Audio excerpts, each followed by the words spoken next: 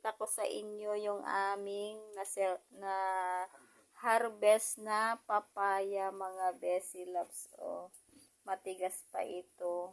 Okay na itong isa. Malaki na mga besi. Ayan mga besi, maganda lang pag nandito ka sa baryo. Fresh from the farm. Ang mga gulay-gulay, mga prutas, mga besi loves. Ayan.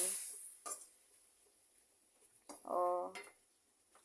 Yung last na video ko mga besi, yung pinakita ko na dun sa side ng palayan mga besi. Matagal na yung papaya ko dun pero ang laki nito pag personal mga besi loves. Ayan.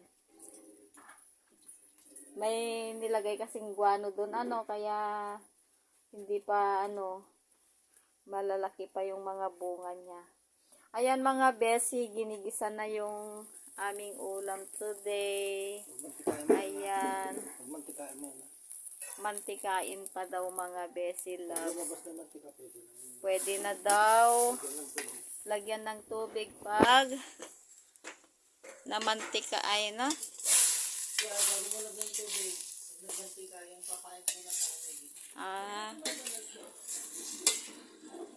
parang sinisisi lang ito. Parang tao na sisihin mo yung nagbigay sa'yo ng sakit ng nakim sa'yo. Sisihin mo. Ganun mga besi loves.